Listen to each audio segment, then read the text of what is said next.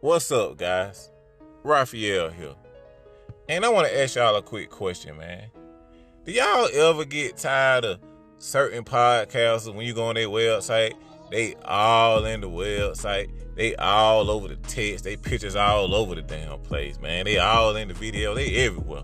You can't, it look like a big old selfie. Just a page full of selfies. If so, come to Can You Blame Me podcast, man. We here. Because I don't need y'all to look at my cute face, man. I need y'all to click on my links. Man, look, Can You Blame Me podcast now have access to the latest merch, email listing, podcast guest forums, and news updates and everything that's anything about Can You Blame Me podcast. CYBMpodcast.com, bro. We here now. It ain't just a podcast, it's a brand. What are you waiting for, man? Hurry up and click that link, man. Go do it now, man. Tell them I sent you, though. Yes, sir. We gone.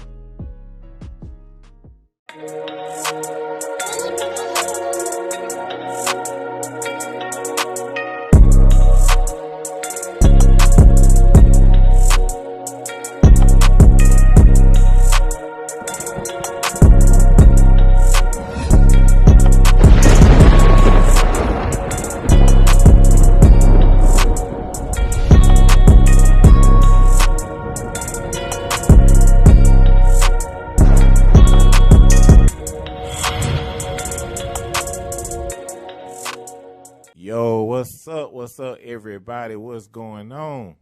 Welcome to another special episode of the Can You Blame Me podcast.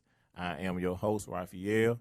And just in case y'all first-time listeners, Can You Blame Me podcast is a podcast we speak on hip-hop culture, social issues, everyday life challenges.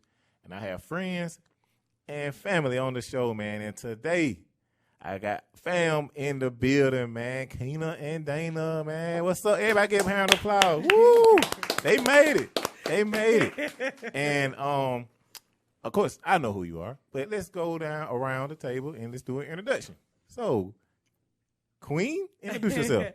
I'm Yokina Williams, and I'm from Bamberg, South Carolina. And I'm Dana Hazel from Charleston, South Carolina. For sure. SC in the building, man. SC in the building. And, man, Kina reached out to me and said, hey, Raphael, man, do you speak on mental health on your podcast? You know, it's a lot going on, especially due to the pandemic, people losing people. Everybody got a backstory to their story, you know. Mm-hmm. And just, you know what, matter of fact, I'm going to just let you introduce yourself, man. You know, I'm going to let you people know, like, your background and what you do. And basically let y'all know, man, this is going to be a mental health episode to focus on mental wellness and the importance of it. And she reached out to me, you know, with that proposal, and I said, what better time to do it than now? So just give the people a little insight about who you are. Okay, thank you so much, Raphael. May is Mental Health Awareness Month. That's why it was so important for me to reach out to you during the month of May, because this is the month that we bring a lot of awareness to mental health. Basically, my background in mental health, I've been working in the field of mental health for over 17 years. I've worked with children, I've worked with adults, I've worked with families. Mental health issues encompasses a lot. Many people, when they think about mental health, they just think about when something's wrong. Mental health is not just when something's wrong. Your mental health is just as important as your physical health. Most people, when they go to the doctor, they'll go to the doctor if something is wrong or something just doesn't feel right. But many people, even when their mental health doesn't feel right, they're reluctant, hesitant, or just refuse to go because they think, what is that going to make me? If I'm going to the doctor for my mental health, what does that make me? A lot of word that people like to use is, I must be crazy if I'm going for my mental health. But just as you want good physical health, you want good mental health. And not saying that necessarily you have to go to a mental health counselor just to have mental health. But what we're going to talk about today is some of the coping skills that you can actually do on your own to have good mental health. I've worked with mostly children, but many of the adults. Dana, she's worked, and she'll go on segue into the adults and the population that she works with. She actually worked with the homeless. And so she's going to give you a little bit of information about her population. Well, first of all, I want to say thank you for inviting me.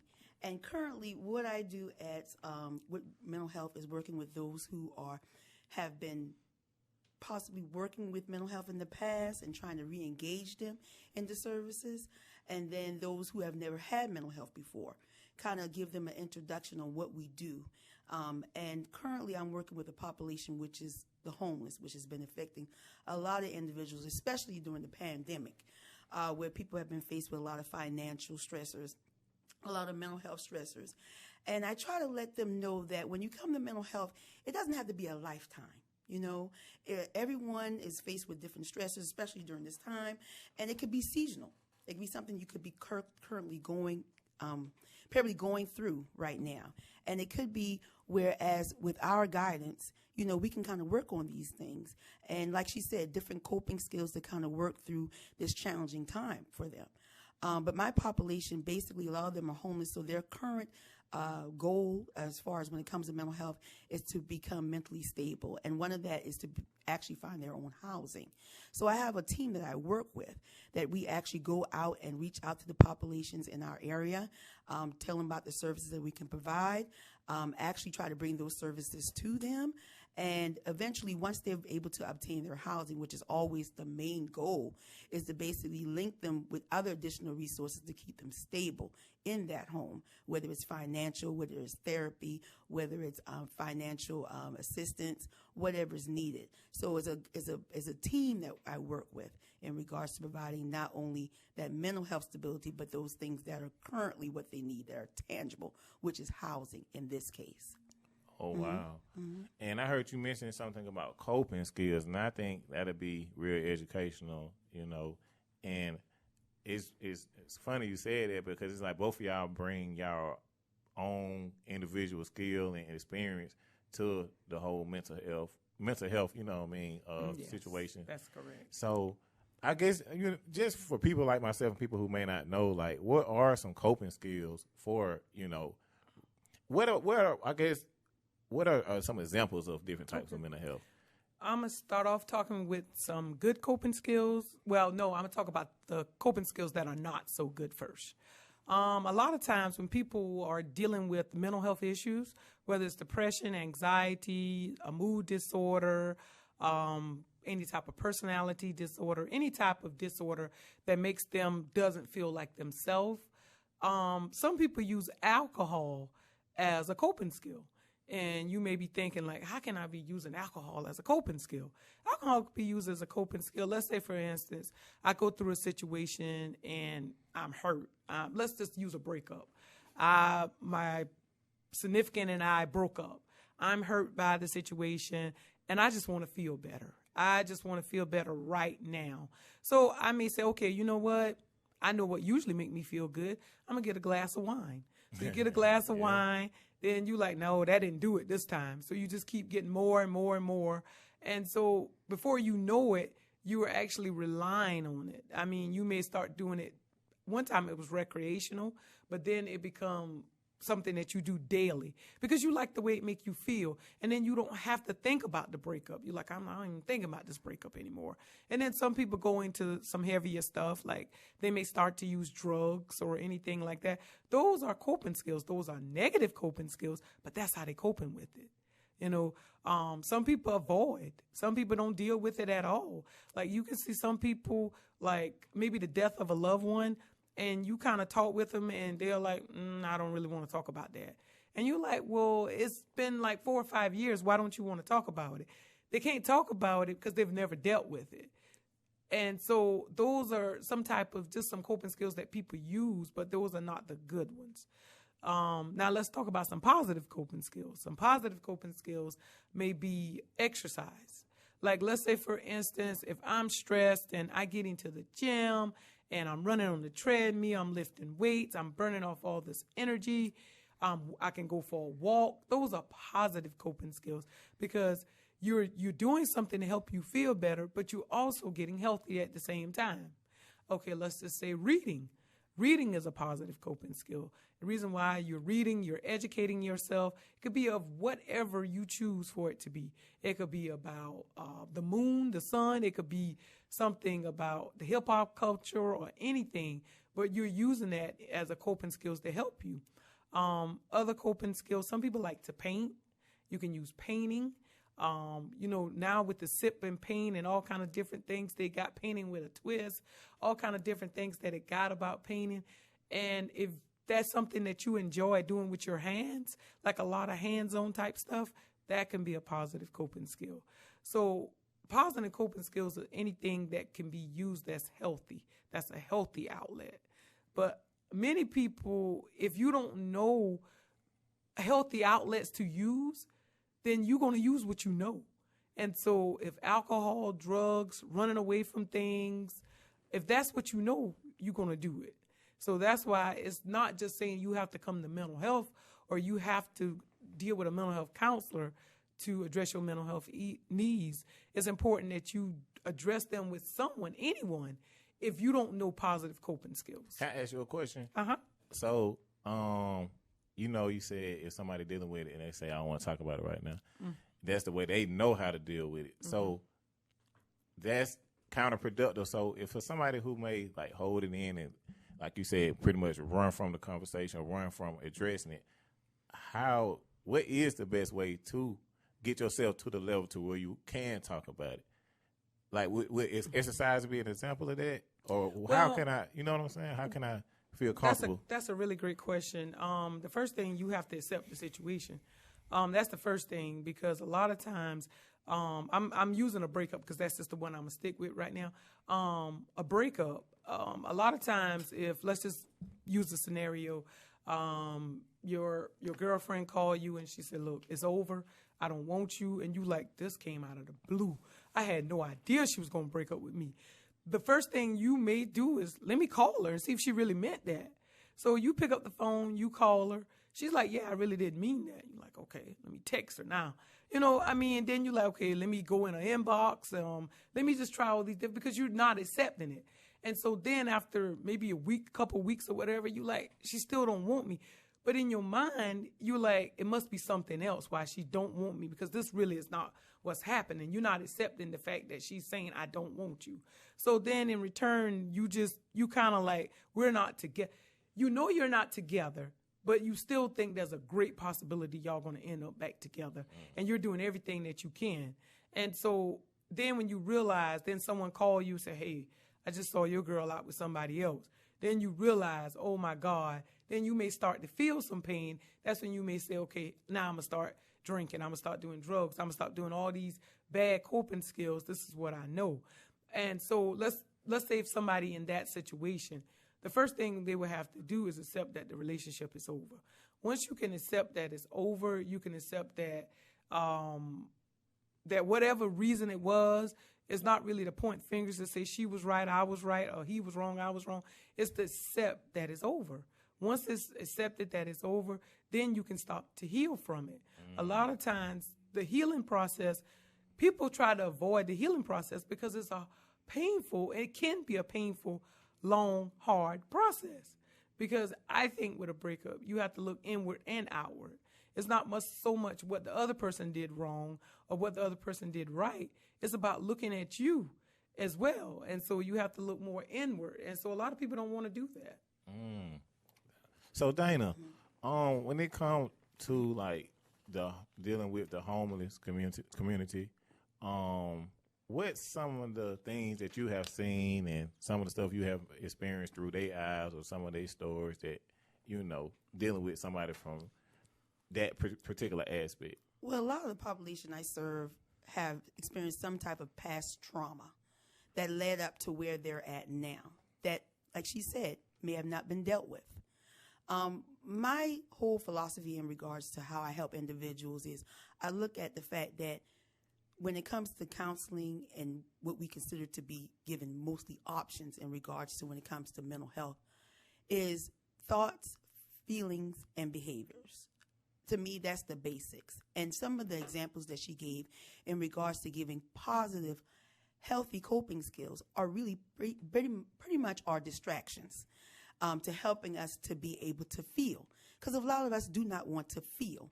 And when it comes to the population that I serve, a lot of them had the past trauma where they have been brought up and where there's been abusive relationships, where they've seen people engage in drugs and alcohol to cope for all these things. And this is all the things that they've learned in regards to how to handle certain things that are going on in their life. And it has led them down to making poor choices that has affected not only themselves, but their families around them. Because a lot of them have burned a lot of bridges where they're not able to actually lean on anyone for any assistance. They've done the cycle where they've tried to, entrust them with a different financial or entrust them with anything, and they realize that this person is not ready. It's not until they're ready to actually accept the help. We can do all we can as far as bringing all the resources, but they have to do the work on their part as well. So the people I have seen, like I said, they have experienced that type of trauma. A lot of them don't know any other coping skills. This is all they know. You'd be surprised how resourceful they are in regards to how to survive on the street. Yeah. It's amazing of some of the things that they have told me that they've done in order for them to keep it going. But you'd be surprised how there's a lot of anxiety built up about going back in this rat race, what I call the rat race of life, of how to juggle bills and carb notes and housing and children, to the point where the fact of knowing that they have to go back to that and possibly lose it all again is not even worth going back into it. I hear people say the same thing with being incarcerated. Yeah. So with that being said, it's like they're stuck because I know this is what I need to do, but this is all I know while being on the street. And it's easier for me to accept that because I know the unknown. I know the anxiety. I know everything I need to know to survive on there. But now you're asking me to go in this realm that I haven't been in quite a while, or I've never done before on my own because I've always had support. And you want me to try to accept this as being my normal when it maybe not be my normal. So it's a lot. It's a lot. And that's why it's very important once we get them in housing that we continue to work with them and encourage them to continue to deal with that mental health, because you're going to need that through the process, because you're going to meet a lot of different people. You might get different promises that weren't meant to you, and that's very important with this population. Yeah. Say what you mean. If you're not going to, they're used to people disappointing them. So if you're not a person that's going to follow through on what you ask and what you're going to commit on their side, they don't want to even hear it. So it's a lot about developing resources and relationships and trust. So that's very important with my population. And you really just answered the question that I always ask myself, because I hear people, like you said, you may have family in town or in the city, and you may have resources, but you may have burnt those bridges. So, or like you said, they may choose to kind of distance themselves for whatever reason. So that, you know what I'm saying, that's big. Another thing I want to touch on is mental health when it comes to men, black men in particular. You know, we black. You know, Can You Blame the Podcast? We love everybody, but in our community in particular, I feel like for the longest time, it wasn't cool to kind of show your emotions or speak about certain things that kind of make you appear as you vulnerable or put yourself in a vulnerable position. So what's y'all take on the importance of kind of just being able to allow yourself to express yourself as a man? I think men, as I was brought up in the African-American environment, the culture, many little boys, African-American boys, when they fall down off their bike, they're told to get back up, don't cry. So at a young age, they're taught, be tough, be strong, don't be vulnerable. Show people how strong you are, not show people your weakness. Because I guess in some aspect, it was if you show weakness, people would take advantage of you. People would look at you different. People would treat you different. So I think when it comes to men to being open to showing emotions and showing feelings, that's something that they may not be the best at because they're trying to do this delicate balancing act. I'm trying to be strong, then I'm trying to show feelings. And so it's just really for them having a good balancing act. And we've encountered, I know I have and Dana have as well, have encountered men, they're broken. They're really broken because it's almost like I've been living my life being this tough person, and that's not who I am. That's not who I want to be. I want to be this person who can show emotions and show feelings. But for some reason, they feel like they may not be accepted if they do. The biggest thing I can say is know yourself. As a male, African-American male, any male, know yourself. If you know yourself, then you're okay with what you show. Like, if you don't know yourself. You know what you are, you know what you're not. Yeah, the thing about it is, if someone comes to you and it's a moment that makes you cry and you cry, you still a man. You still a strong man. But if you don't know who you are, if you feel like, oh, I'm crying, oh my God, I'm less than a man. So you have to know who you are. And that's what I would say about men with mental health issues. If you know who you are, then anything you go through, if you have to seek help or whatever you have to do, then you'll be willing to do it because you know that don't make you less of a man. And not so much as just mental health, just showing emotion, period. You know what I mean? Like, that's a lot of things. That's one of the things where we was kind of, I ain't gonna say taught, but we kind of brought up, as you saying, as men, kind of like you gotta, is preyed upon. You looked upon as if you were weak. And, you know, being transparent, you know, this is one of the realest episodes we gonna do that I've done this for, you know, because we know each other, you know what I'm saying? And one thing that this experience taught me dealing with the pandemic and family issues is that I got to start being more open and forward when it comes to direct family members, telling them how I care about them and checking on them and staying like locked in as a family. You know, if I ain't learned anything else through this experience, I learned that.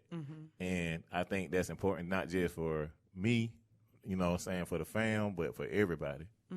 Yeah, man. But I hate we had to keep it real short, man. We really need an hour for something like this, man. For real. But I guess if we can kind of cram all this up in these few minutes that we have, what is like a message that you can send, you know, like a last message you can send for any and everybody that's watching when it comes to mental health? Okay, I'll say mine, then Dana can say hers. Mine would be, just as you take care of your physical health, take care of your mental health. It's just as important, if not the most important. If you got good mental health and you got good physical health, you're wealthy. And just remember that. You're the richest person there is. It doesn't matter about material things. What matters is about your physical health and your mental health. You have to put the work in. I mean, just as with physical health, you wouldn't want it. You don't eat anything that you want, not exercise, and still be healthy. You take whatever medicine the doctor prescribed for your physical health to help you be healthy.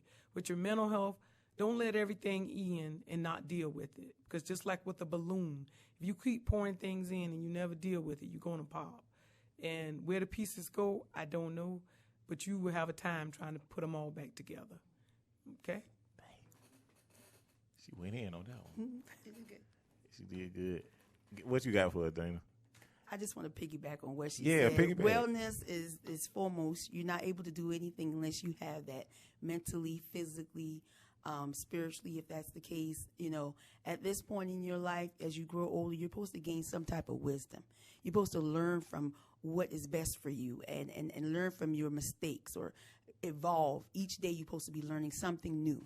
And with mental health, that's an opportunity to do that because you're able to look inside. And most of the time we're too busy to really take the time out to care about ourselves. We're always thinking about what's next to do, what bills we have to pay, thinking about caring for other people. We usually leave ourselves last. And with self-care, mental health is a part of that. And so with that being said, if you keep wellness as a whole, your goal in life to evolve and become new, let mental health be that indoor, that introduction into really getting to know who you are and taking the time out to know who you are as a person. So that's real. That's very real. Good. I like that. I like that. And I really appreciate that. We got 3 minutes left, man. We finna wrap it up. I wonder if we got enough time to share real quick, like what you learned about yourself through this time. Like, you know, this a family episode. We being transparent. Don't leave me out here by myself.